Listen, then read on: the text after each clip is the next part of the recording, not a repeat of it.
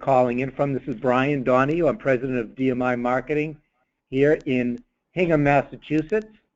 And I want to all welcome you to our webinar today. We've got a very special guest, one of our country's most prolific financial advisors, and someone who's really done a tremendous job of perfecting the seminar process and seminar marketing and seminar selling lately. And he's going to share with you some of his experiences and some of his successes and techniques he's been able to perfect over the last few years to really elevate his sales and success. So welcome, and we should be no more than a half hour. So let's get into the content. First, a little bit about me. Like I said earlier, I'm the president and CEO of DMI Marketing here in Hingham, Massachusetts. We are a IMO, and we work with financial advisors all over the United States in helping them market and sell. And at the end of the day, the products we distribute are annuities and life insurance. And what makes us different is our marketing. What we do to help advisors get in front of more people, whether it's digitally or in a brick-and-mortar fashion, website development, lead generation, email marketing, social media, seminars and workshops, a whole host of branding and corporate identity programs and packages, lead generation, anything around marketing of small businesses around financial advisors is what we do here at DMI amongst the traditional IMO services. One of the unique spokes in the wheel on the marketing side is people like Fred Boudillette. You can see his bio there on the screen. He works with us in a consulting fashion to share with advisors who do business with DMI his best business practices of how to build a large, successful agency like he's done, and then specifically marketing and sales practices. So we're going to talk a little bit today about seminars. So Fred, why don't you tell the audience a little bit about yourself and your business, and then we can get into today's topic. Okay. Well, approximately 20 years ago, I came into the business from a totally unrelated field, and basically had to start from scratch. But my goal was to build a referral-based business. And it took about a year before we were generating over 80% of our new clients through a referral system. But that had to be, carefully built on various systems that we employ that, we've talked about in other webinars. But I guess it was three and a half years ago, we decided to add the Social Security workshops as a prospecting system, a prospecting tool for us. And so, my understanding is that's what we're going to talk about today. And we've been able to define that. So, exactly. So, Fred started, as he said, Social Security workshops about 3 years ago. He had been primarily a referral-based only organization for the first 10 or 15 years ago of his business, but he decided to integrate Social Security workshops. And Fred, why don't you take us back in time to when you first started to do them and some of the successes and challenges you were encountered with, and then we can speed up and talk about where you are today and what changed and what improvements you made, and share with folks what they can do to improve their success rates of their workshops. Okay. One of the things that we noticed, and it took us a while to figure this out. We were kind of gathering information from the first group of prospects that were coming to us through the workshops, and how they were reacting to our first appointment. And one of the things that stood out was in their mind universally was, okay, what's the catch?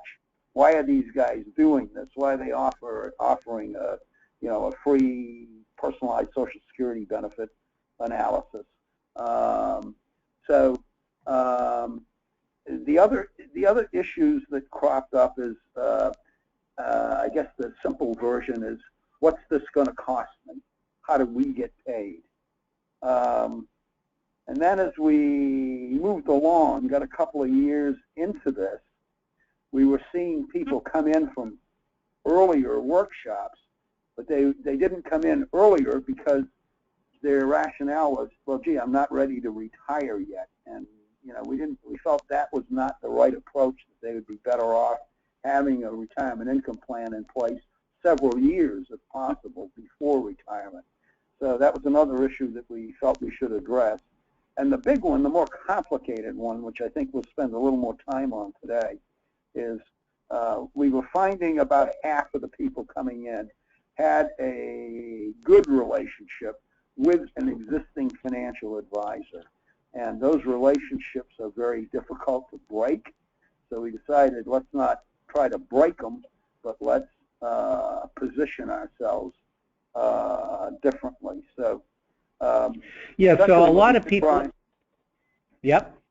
So go ahead, Fred. Essentially, what we did, Brian, is we added, we developed a frequently asked questions section of our presentation. Okay, so maybe you could talk to a lot of people on the webinar today. A lot of people are considering workshops.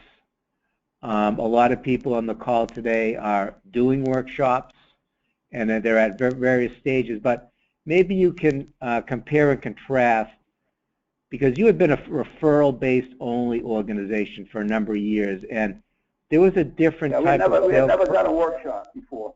We had never done a workshop before. Yeah, so there was a different sales process and a different marketing process. So a lot of people that might be considering doing workshops, maybe they've been working centers of influence or networking or working their existing book of business or referrals, or they're entering a new way of attracting new business. So talk a little bit about what the difference was for you and between the referral attendee or the referral process and the workshop process before we get into those challenges maybe and how you confronted them. Okay. The people that come to us through our referral systems are quite comfortable with us before they come into our office. They've had an opportunity to talk to somebody already who's a client. They've seen, you know, our system provides them with a certain amount of information before they come in. They've been looking at us for a while. People that come to us through the workshops, where they're not nowhere near as comfortable with us yet. So we got a little work to do in the early stages to create that comfort level, and that's why these questions that we just, you know, discussed, that it's important that they be, I felt that it was important that they be answered in advance to get the credibility factor up significantly higher than they would be without addressing these questions first. Okay, so as people were sitting in the audience, you begin to realize that some thoughts were going through their head. And maybe why don't you talk about this first question that you would put right up on the screen at the workshop, and how you came up with this question, and then how you actually explain it to the audience. Yeah, well, again, in the back of their mind is, what's the catch? Why are these guys doing it? You know, it obviously takes a fair amount of time and it costs them some money. So why are they doing it, and what's the catch? We could actually notice in our first round, when you do the Social Security workshops, getting appointments is that's not a big issue. You'll get tons of appointments. The problem we were having is, as soon as you started transitioning from the Social Security piece into the retirement income plan, you could see them physically backing away from you. It was like, there's the catch. So it was really, really important to diffuse that. So the way we address it, Brian, is very simply, we put the frequently asked questions up. Why does the Vista Group offer free personalized Social Security benefit analysis and retirement income plan with no obligation? Well, the answer is very simple. You know, we've been around a while. We know what the percentages are. That there's a certain percentage of you who come in and meet with us that are going to, and once you get to know more about us and how we work, are going to become quite comfortable with us, and you're going to ask us to help you design a retirement income plan. That's a simple answer to the question. Okay. I do recall in the past you were telling me that you really need to make it clear to people that you're not doing this for free Social Security reports. You really want to make them a client and develop a retirement income plan, of which Social Security is just one leg in the stool. Is that correct? So you know, some of the language I use is when we asked this question, I said, let me make it clear: we're not a missionary organization. You know, we're a business. Good. And that leads us into the second question, right? How do we get paid? Yep.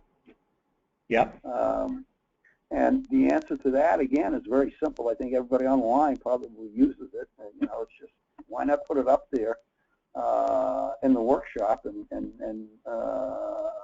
clear the air on it? The way that we approach it is, in the process of putting a retirement income plan together, you choose to place accounts with companies that we refer you to. They will name us either agent or broker of record on that account, and they will pay us a fee.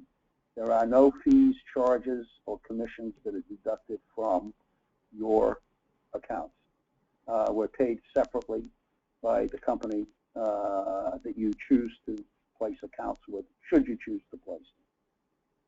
That's how we answer. And Fred, as we go through these questions, can you share with the folks on the call, was it hard for you to talk about commissions and those type of things, or did you find it became easier and everybody in the room started to feel a little bit more relaxed?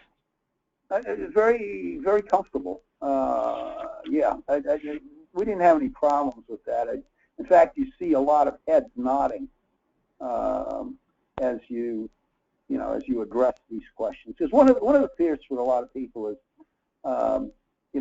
if I come in and meet with these guys, what's it going to cost me? So if you diffuse that right away, I don't particularly use the word commission per se, but I use fees instead. What's the difference? I think it's probably a more friendly word, but we certainly make it clear that we're being paid by the companies where they would place their accounts. Okay.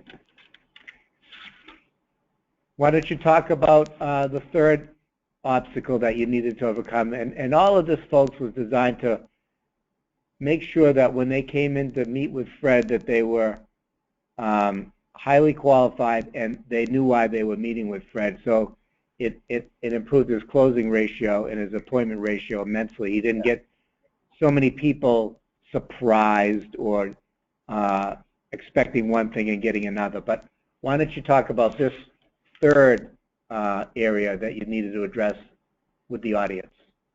Yeah, and actually, you just mentioned, we thought that as we honed in on the retirement income plan, in other words, they were coming in for a Social Security benefit analysis only as a component of a retirement income plan, not just to come in for the Social Security benefit analysis. We thought we were going to reduce the number of appointments that we would be getting. We didn't reduce it at all. In fact, it actually, the percentage of people that attended the workshops who do ask for appointments actually went up as a result of making it crystal clear that when they come in, they're coming in for a retirement income plan appointment, with Social Security only being a component of that. Once we got a couple of years into it, like I said, we were seeing people coming in from earlier workshops, and they delayed because they weren't ready to retire a couple of years earlier. So we put this in as one of the frequently asked questions. What if I'm not ready to retire? And how we address that is very simply is that the sooner that you have a retirement income plan in place, the better off you are, as opposed to waiting to the last minute and having to scramble. In addition to that, the portion of your savings that you're going to have to dedicate to producing your needed retirement income is going to be much smaller earlier, and thereby freeing up more of your other savings for discretionary spending. So the answer is just as simple as that. Okay? And then lastly, Fred, this was kind of the big one, wasn't it? This was the one that maybe was the most disruptive to the sales process and the appointment process? Yep. Yep, that was the most difficult one of all. So we'll spend a little time on this. The relationship with an existing financial advisor. So the question, as you can see, is what if I already have a financial advisor that I like? Those are very difficult relationships to break. We decided not to try and break it, but to project it a little differently. I lead into it like this. I'll ask the question and I'll say, some people make this an uncomfortable situation, and it shouldn't be. We live in a world of specialization. Your traditional financial advisor is a growth and accumulation specialist. They simply do not understand preservation and distribution. And as you'll see in just a moment, retirement income plans designed by traditional financial advisors can have disastrous consequences from which you may never be able to recover. Ask yourself this: if you need a heart procedure, are you going to ask your primary care physician to do that for you, or are you going to demand the services of a specialist who does that day in and day out? Okay. So from there, we move into you see, they're going to go, if they already have a traditional financial advisor, before you're going to do business with them, they're going to go talk to that traditional financial advisor. So we felt it was really, really important to prep them for what they're going to hear from that traditional financial advisor. Otherwise, you're going to lose it. You're going to lose them as a client. So we just tell them right up front, this is what you're going to hear. A traditional financial advisor has two retirement income planning tools that they use. This is what you're going to get from a traditional financial advisor. They're going to use an asset allocation model, and they're going to use what we call the 4% rule. And both of these involve considerable risk, which is unacceptable in sound retirement planning. And then we quickly explain the asset allocation model. It's simply a balance between equity investments, stock investments, and bond investments. And as you move into, you tell your traditional financial advisor you're getting ready to retire, what they're going to say is, okay, we just got to get you in a more conservative portfolio, which is less equities and more bonds. But there's a problem with that. And the problem is that the economic times we live in today are radically different from anything we've experienced in our lifetime. And then we take a few minutes to explain the impact since 2008, when the Federal Reserve moved on into the quantitative easing programs and was printing, in essence, about $85 billion a month to buy down U.S. Treasuries to force interest rates to artificially low levels. And I think everybody on this call knows the story, but that's, you know, we simply explain that and the impact that that's going to have on the bond side of their portfolio, their bond funds, or the bond segment of the diversified mutual funds that they're having. And I'd seen this some years ago, but for every, right now, we have the 10-year Treasury rate, which is the dominant driving force of all interest rates in our economy. We have a 10-year Treasury rate down around 2%. Normal range is between 5 and 7% without the Fed interfering.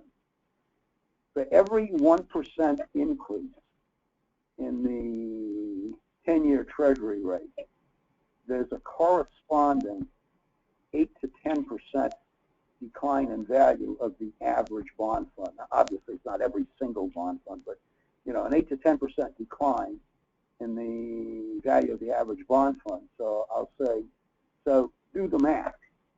If the normal range is between 5 to 7%, we're at 2 now, and every 1% increase is going to create a loss of 8 to 10%. You're looking at substantial potential losses. So if you currently hold a conservative portfolio, you may be positioned for substantial losses in the near future. Not a good foundation for your retirement income plan. And then that's great. From that, great advice. Yeah. Go ahead, so, Fred. Go ahead. From there, then we explain briefly what the 4% rule is.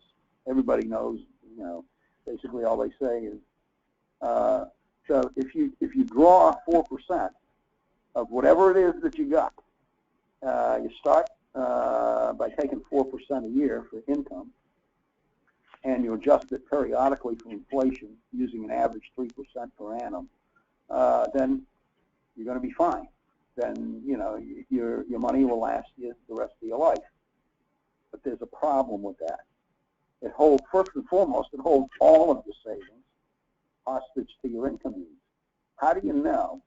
How do you know how much you can safely take from your savings when you have no idea whatsoever what the market's going to give you or what the market's going to take away from you?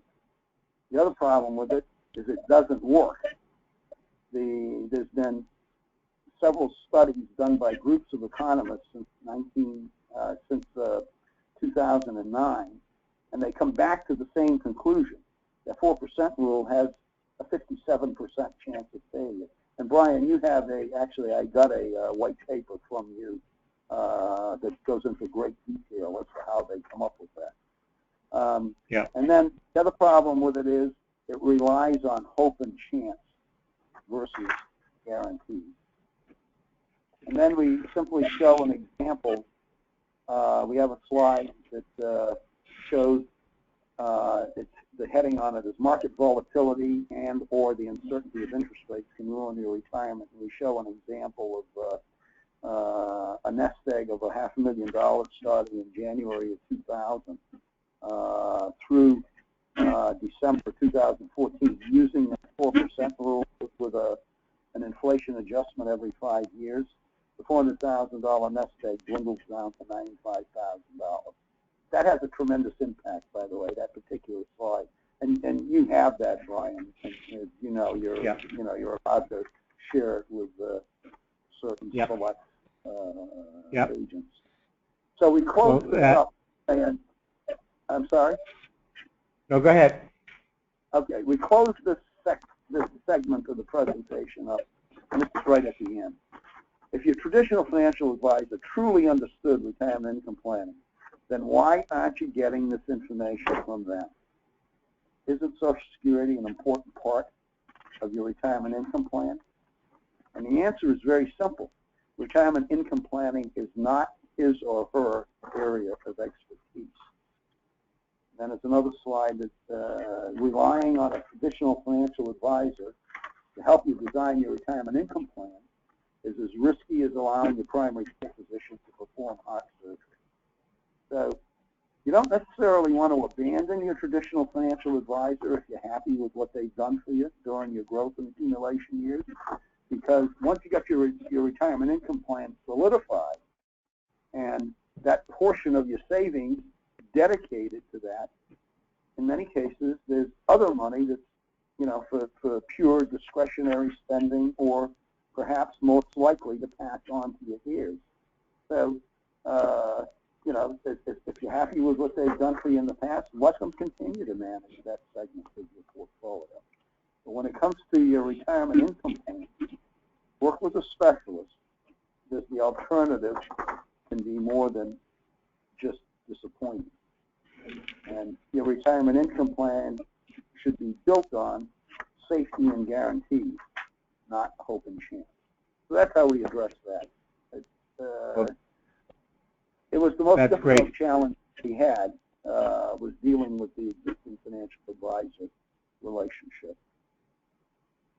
Well, that's very, very good advice, Fred. Thank you very much for your time. And to follow along the same themes that you offered here, frequently asked questions, maybe the people on the phone want to know why we're doing this as a DMI organization, because we want to earn your business. We'd love to do business with you.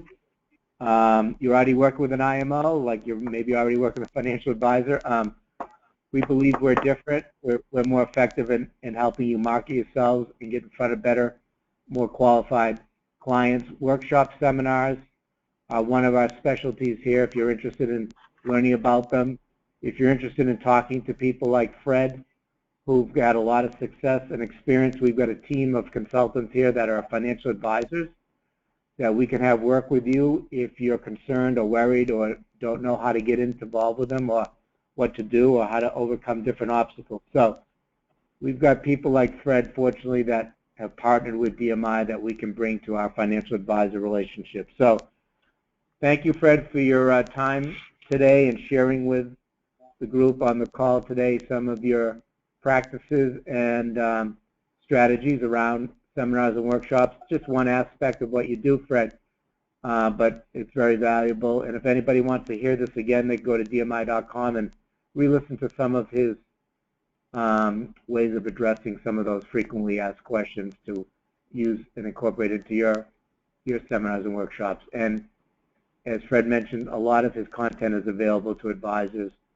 that choose to work with DMI. So we would love to have the opportunity to work with you folks on this call today. The next step slide is up there. Contact myself or two of the other people listed on this slide, and we'd be happy to talk to you about how you can work with DMI. Or go to our website, learn more about us, and you could email us any questions or areas you'd like to explore further with DMI. So thanks, everybody, for being on the call. Thanks, Fred, for sharing Brian, your... Yes. Brian, before you close Yes. out, let me point out that you have a copy of all of the slides in our presentation. So, you know, that's available to share with select agents. Thank you, Fred. Yes, that's great. And we got everything you've ever created that you've been able to share with us. So for certain qualified advisors, it's available. And Fred, thank you. Everybody, thanks for being on the call. Hope everybody has a very nice day, and we look forward to speaking to you all soon. Thanks.